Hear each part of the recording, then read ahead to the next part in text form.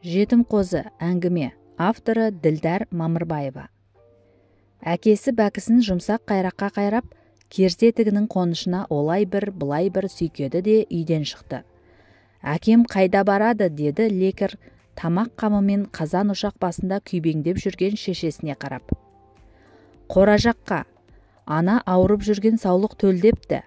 Қозысын алмай жатқан көрінеді. Төлі де тым әлжуаз, мал болмайтын сыңайлы. Бәкіні не істейді, деді лекер түсінбей. Нашар қозыны бауыздап етін иттерге тастайды ғой деймін. Терезеден түсіп тұрған сәуле шайқалып барып керегеге ұрылып, быт-жыты шығып шашырады. Бойындағы қан атаулының бәрі басына жиналып, құлағын, көзін бітеп тастады. Аяқ қолы сіресіп қалғандай. Оны әлжуаз болып туған үшін өлтірмекші ме? Даусы қатты шықты. Жүзі сұрланып кеткен болу керек. Шешесі бетіне ажырая қарады. Бәрібір өлетін мал ғой, арам қатпасын деп жатыр. Баласының бір қозы үшін сонша қызбаланып тұрғанына абыржи қарады. Тәй тәрі, әр өлген қозымен қойға жылап, қарынбай болайын дедің бе? Деген шешесінің сөзін естімесін. Жолында тұрған заттарды қаға-маға далаға жүгірген. Сыртта көктем лебі еседі.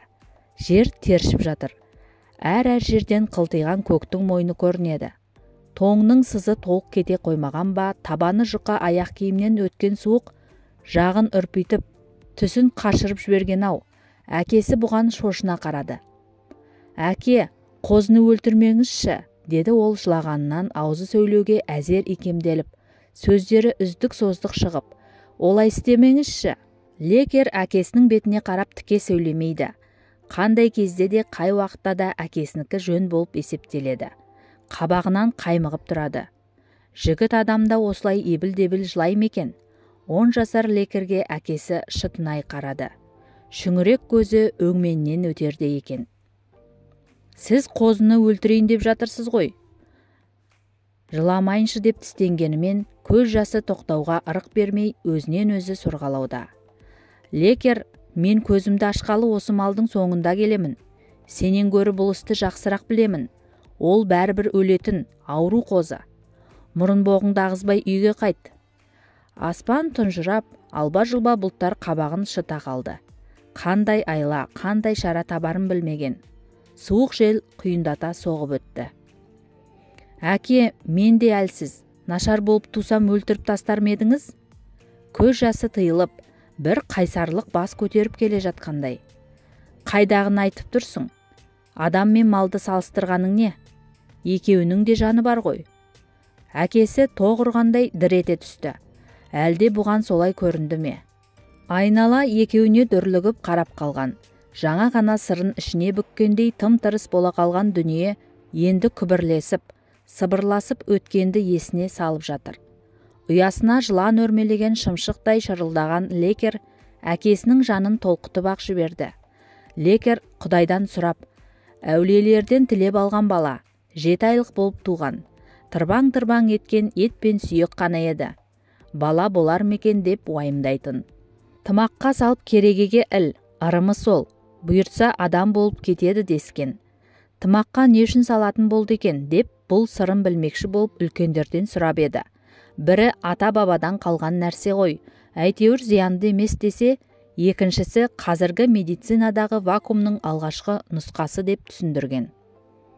Атын Шалабай, не лекер деп қою керек дегендер де болды.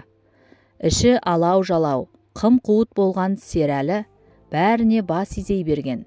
Балаң әлі-ақ азамат болады деген сөзді естісе-ақ, бәрі соның қолында тұрғандай, сол адамға мейірленіп, жік жапар болатын. Өз-өзінен шаттанып, қуанатын. Енді міне, лекер өскелі бері сол бір сәтін қамсыз шаққа айырбастай бастаған ба. Ұмыттым дей алмас, дегенмен біртіндеп уайым өткелінен алыстап, мұң алауының сөніп бара жатқаны бір сәтке санасында жарқ етті. Ішкі қарсылығының жібі босап сала берді. Біресе қар жауып, біресе жауын жауып қағынып тұрған күннің сиқы мынау. Ол қозыға жас баланы мәпелегендей күтім керек. Мүмкін мал өсірудің қиындығын түсінерсің. Бағып көр. Іштегі тырсылдап үзілуге шақ тұрған жүйкенің қылдай талшықтары босаңсып барып, сылқ ете түсті де, айқайлап көңілдегі көлеңкенің бәрін сыртқа айдады. Әке мен баланың жанын түсінгендей болған қурайлар бұлғақтап, тәтті бір сезіммен ызыңдады. Лекер қораға кіргенде өз салмағын өзі көтере алмай, төрт аяғы төрт жаққа кеткен, демі жиілеп, іші қабырғасына жабысып, көзі жұмулы жатқан көкбақа қозыны көргенде, өз байламын дұрыс емес екен-ау деп ойлады.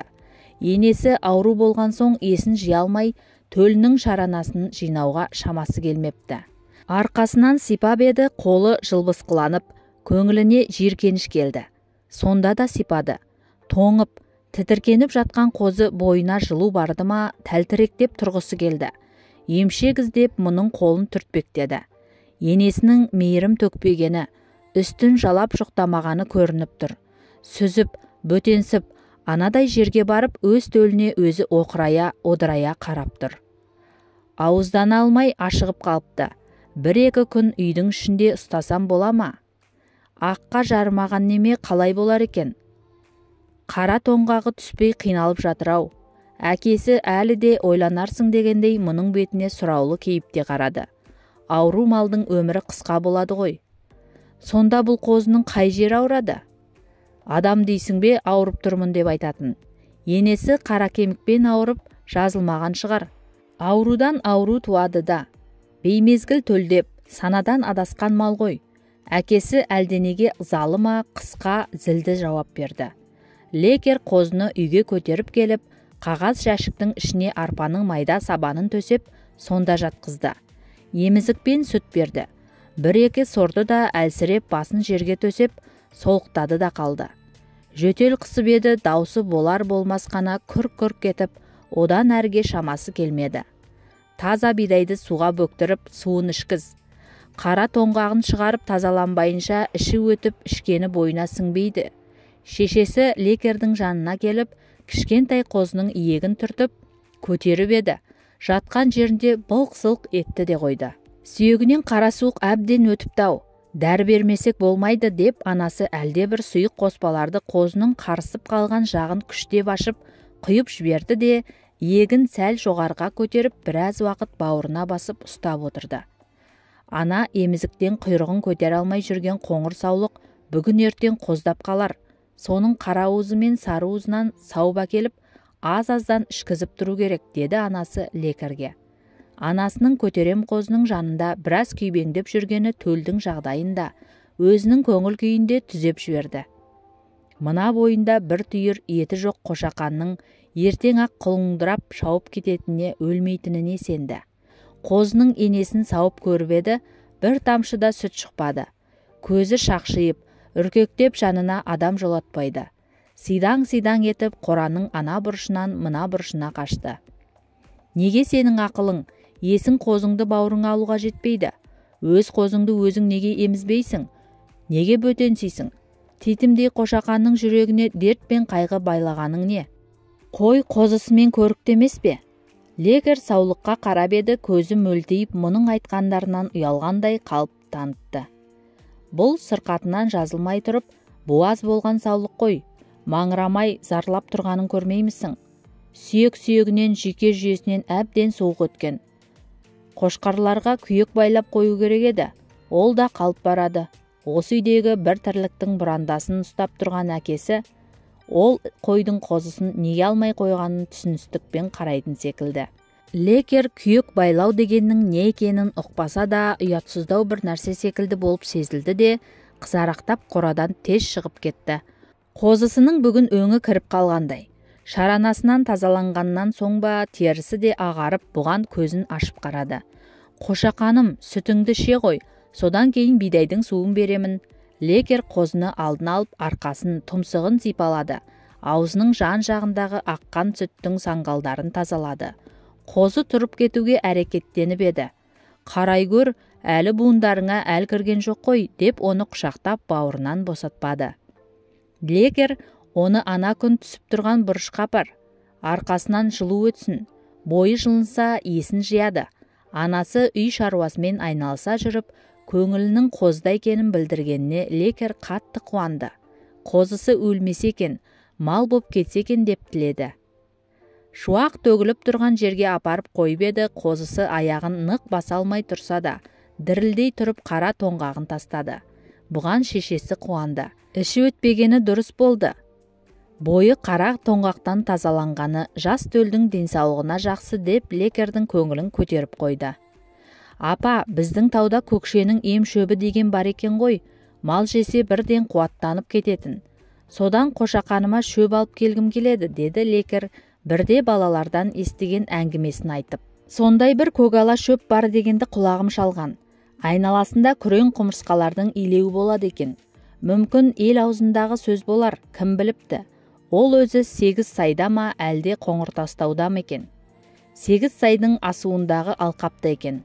Күн жылынса қозымды алып сол жаққа барып келсек деп отырмыз. Лекер анасынан құптау күткендей өтінді. Онда қозыңды қоржынға салып бөктеріп аларсың.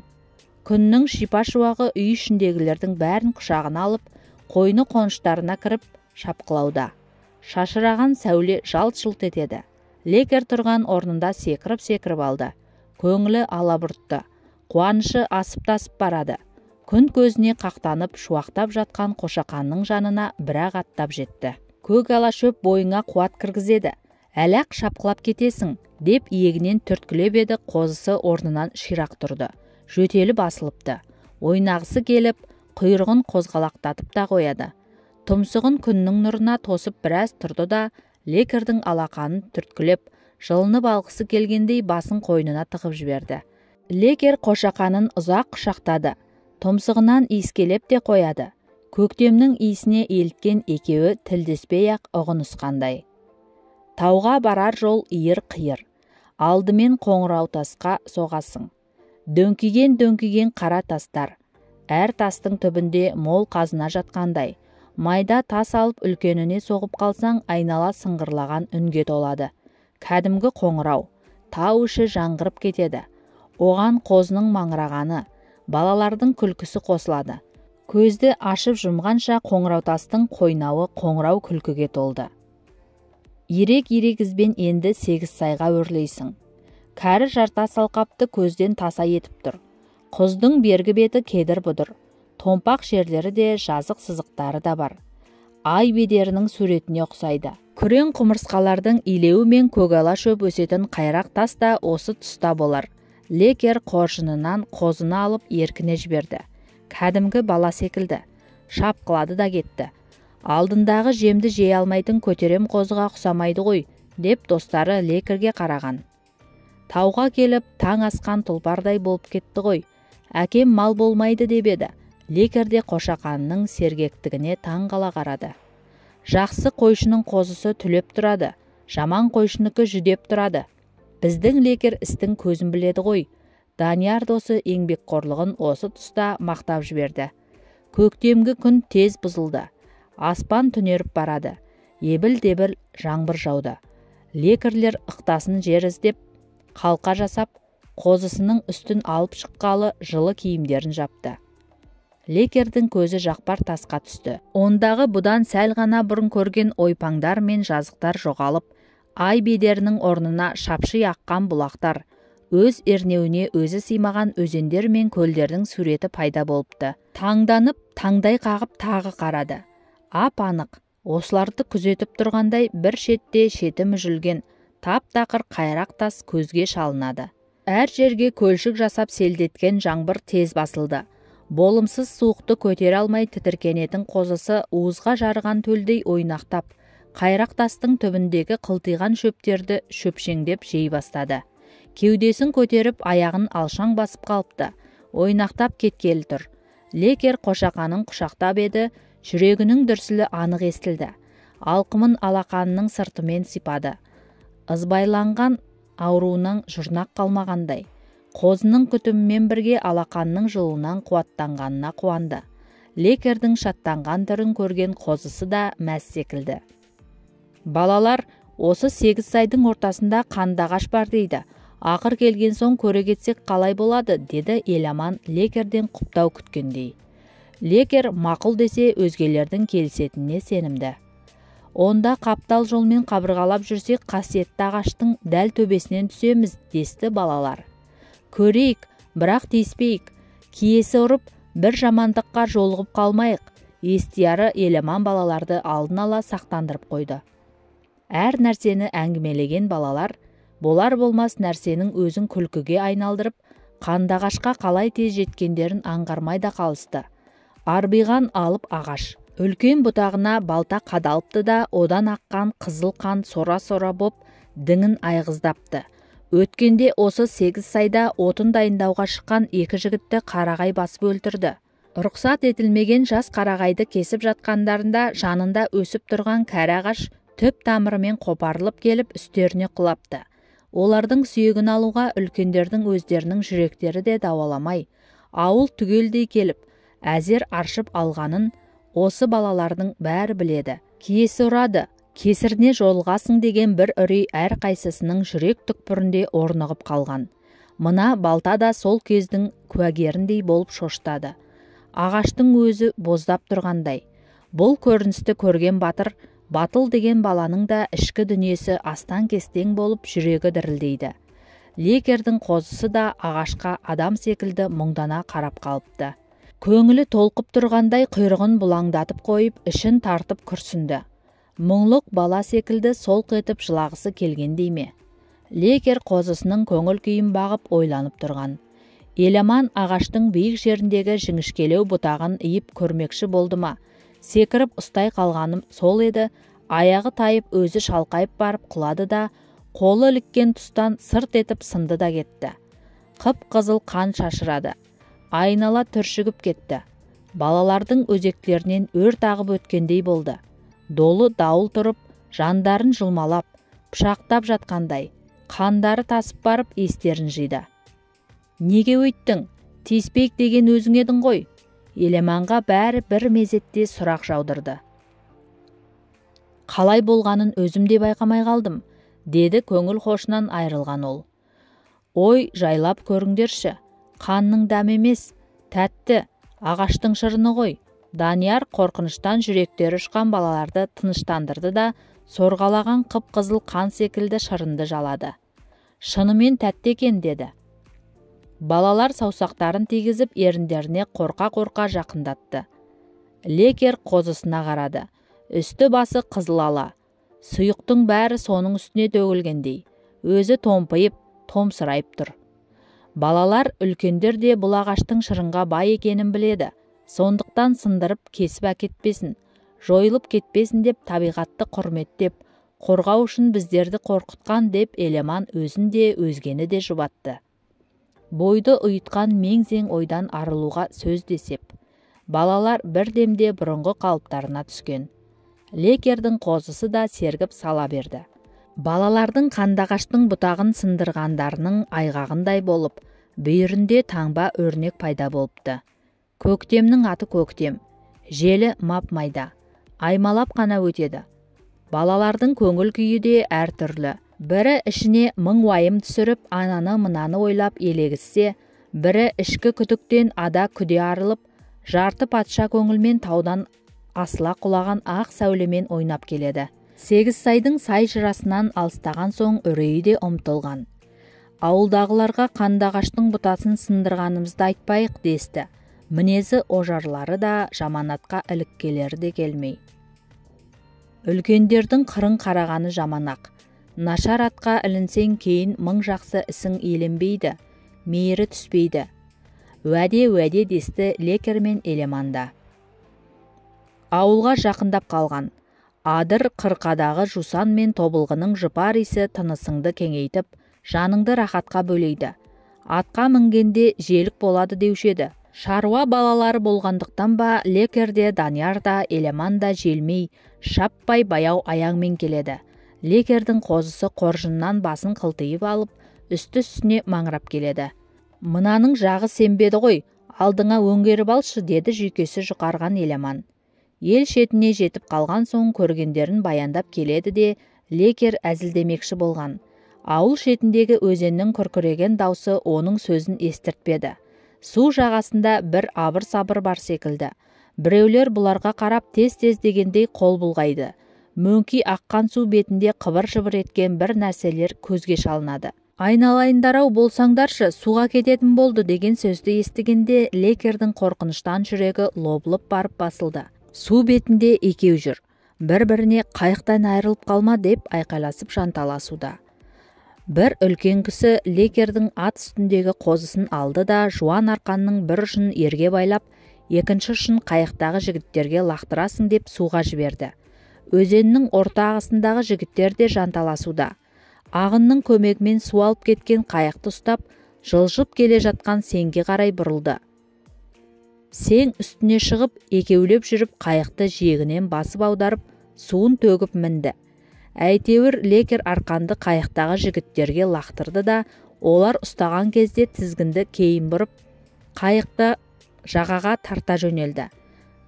Біреу иығына салып көтеріп келе жатқандай жеңіл басып келеді. Жағада тұрған қозысына көзі түсті. Маңырағаны сай сүйегінен өтеді. Шерленіп тұрған секілді. Анасын іздеп зар илеген баладай өксіп-өксіп алып мұңданады. Мына сарнауық қозы қайдан келген деп жиналғандар бір-бірінен сұрап жатыр. Ешкім жауап бермеді. Жиналғандардың көңілі жағаға бұрылған қайықта еді. Белді ат бір ышқынып ақ тартып кетті. Жұрт шаттанып мәз-мейрам. Өркенің өссің. Қаумалаған жұрт Лекерді ат үстінен көтеріп алды. Жігіт табылмағандай шынашақтай баланы суға жібергендеріңе деп естерін енді жинаған жұрт. Бір-біріне ақыл айтып жатыр. Азамат екен, аты ақ көбіктеніп кетіпті. Өзі сыр бермейді. Лекерді мақтаудың ақ мамығына құндақтап тастады. Айнала нұрланып кеткендей. Лекер қозыға, қозы Лекерге жүгірді. Бір-біріне асығып келе жатқан ерке екі бала секілді. Келе тұмсығын Лекердің қолтығына тығып жіберді. Неге мені бөтен адамдардың арасына қалдырасың? Сенсіз менің күнім не болады? Сен жаңа атыңмен бірге суға күмп бергеніңде мені ойладың ба? Құлазығанымды сездің бе? Сені іздеп маңырағанымнан өкпем өшіп қала жаздады ғой, деп жүрегі бүлк-бүлк етіп, бүйірінен түртпектеп кетті. Лекердің де жүрегі толқыды.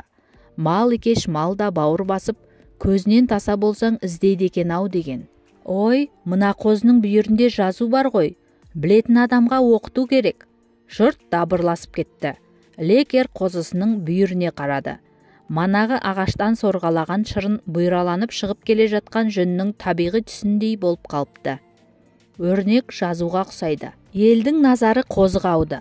Қашан туды, қалай туды, жазуды оқыттыңдар ма деген шамыраған сұрақтан қалай құтыларын білмеді.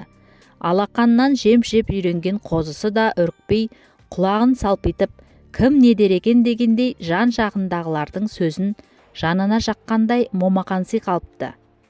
Лекер мына топтан қалай кетерін білмей тұрды да, қозысын алдына өңгеріп, атының басын кілт бұрып, аулына апаратын ылди жолға түсті. Бір күннің ішінде талай оқиға басынан өтті. Ширығып келеді. Қасиеттің не екенін, қасіретке куә болғанның қандай болатынын ұққандай ма? Шақшадай басына көп нәрсені сыйғыза да алмауда. Әкесі үй сыртында шыбықтан шарбақ тоқып отыр екен. Әке, мұны не істейсіз? Лекер аттан түсе салысымен шыбықтарды іріктеп, әкесіне керектісін қолына ұстатып жатып. Шырғаға қолданамыз, деді әкесі мұның бетіне қарап. Ол не? Лекер түсінбеді. Қасқыр аулаймыз. Әкесі әңгімені қысқа қайырды. Ой, мен қырда биыл қасқыр көп. Малын жегізбеген малшы кемде кем. Ет жемесе құлқыны тоймайтын түз тағысына адамдардың істемеген амалы қалмаған. Мынау да соның бірі шығар. Лекер әкесі екеуі құла түзге апарып шыбық шарбақты орнатты. Ішіндегі бір бұрышқа қазық қақты. Жанына мол етіп шөп үйді. Шарбақтың есігін ашып жауып көрді. Лекер іштей күліп тұр. Сонда мына шарбақтың ішіне қасқыр кіріп, мені сыртымнан бекітіп, ұрып алыңдар деймекен? Айтайын десе әкесінен батпайды. Сенің қозыңды түнімен осы жерге байлап қоямыз. Айдаладағы жағы сенбей маңыраған малдың даусын естіген қасқыр, мынау қандай батпан құйрық деп шарбаққа келеді. Ашық есіктен кіре берер жерге қақпан құрамыз. Қасқыр қозға ұмтылғанда сол жердегі қақпанға тұтылады. Мұны қода шырға дейді. Қозы не болады? Лекер не күлерін, не жыларын білмей дағдырды. Әкесінің алдында сөз сөйлеуден өзін іркіп үйренгендіктен бе, тамағына ертіп қорғасын құйғандай мелшиді де қалды. Қозыны іштен де шарбақпен қоршап қоямыз. Тиіспейді. Қасқыр қақпанға түскен соң алып келеміз. Лекерге бүгін күн батпай қойды. Әкесін сондай қатал деп ойламапты. Мұның неге жабырқап, қамығып тұрғанын елең қылмады. Бала боп шолжаңдап көрмеген Лекер бейнетқор әкесін дәл қазір жек көріп тұр. Демі алқымына тығылып, күні бүгінге дейін аспандағы жұлдыздай көретін аяулы жанын бар пейілмен жек көріп кетті. Қозыңды алып жүр. Әкенің әңгімесі осымен бітті. Лекер қозысын құшақтап алған. Жаңа сауылған сүттің бір құтысын ішіп алған төлдің бүйірі бұлтиып, құйрығын шынаңдатып қояды. Қасқырдың аузына апара жатқан қайырымсыз адамдардың қолында бара жатқанынан мүлде бейхабар. Қода шырға дегенді Гитлер секірді жүрегі жоқ біреу ойлап тапқан шығар деп ойлады Лекер. Күркешікке қозыны кіргізіп, қазыққа байлады. Басы байлаулы тұтқын секілді болғанынан енді сезгендей мұңдана маңырады. Лекер оның даусынан талқысып кетті. Беймаза үн бебеулеп естілді. Боздап тұр. Адамдар неткен қатал, неткен жаман деп зар жақтанды. Лекер өзін өзі кешіре алмай келеді. Не деген ынжықпын, торғайлық панам болмады-ау. Әу бастағы қара тағдыр бұл қозының басына қайта айналып келе берген несі? Неге басқа малды әкеп қамамайды? Әлсізге әлдінің әмірі сұраусыз жүре бере ме? Күн сетінеп түн келді. Лекердің ұйықтауға күй келмеді. Көзі ілінсе болды, қасқыр талап жатқан қозысы елестейді. Лекер, Лекер деп шақырады. Біресе балаға айналып жылайды. Енді бірде тайыншадай текеге айналып мұның әкесін сүзіп жүр. Ұйқысы ұйқы болмады. Орнынан дел сал болып, өңі қуаңданып ауырып тұрды. Әкесі ертемен қода шырға құрған құла түзге кетіпті. Енді қозысының аман есен келуін күтіп, жолына үміттене қарады. Айқайласаң даусыңды іліп әкетер жартастан бері бұрылған әкесінің көңілді екенін атын тайпалта бастырып келе жатқанынан ақ аңғарды. Қозы алдында, қанжығасына салақтаған бір нәрсені өңгеріпті. Сірә қасқыр. Лекер қозысының аман екеніне қатты қуанды. Лекертай-ау, сенің мына қозың қасиетті мал екен ғой, бәсе деймін-ау, сенің ықыласың сонша түсіп еді. Бүйірінде жазуы бар екен. Неге мен мұны осы уақытқа дейін байқамағанмын? Мына қасқырдың ырылдауға шамасы келмепті. Үн-түнсіз қақпанға аяғын салған сыңайлы. Әкесінің қуаныштан бөсіңкіріп кеткенін аңғарды. Кешегі бетін көрместей болып жек көргені тарап кетті. Лекертай, сенің қозыңды енді арнайы күтімге алайық. Бұл анау-мынау мал емес, қасиеті бар. Бүгін ауылдың үлкендерін шақырып, өзін көрсетіп алайықшы. Айтқаныңды түсінетін адам секілді өзі. Әкесі шаттықтан жарлайын деп жүр. Лекер болса қозысының тағдырының басқа арнаға бұрылғанына қатты риза еді. 8 сайдағы қандағашқа абайсызда оның бұтағын сындырып алған Еламанға да іштей мың алғыс айтты. Дүниедегі ең мейірімді адам әкесі екен ғой. Әңгіменің соңы. Авторы Ділдар Мамырбаева. Әңгіме ұнаса лайк басып өз пікірлеріңізді қалдырыңыздар. Назарларыңызға рахмет.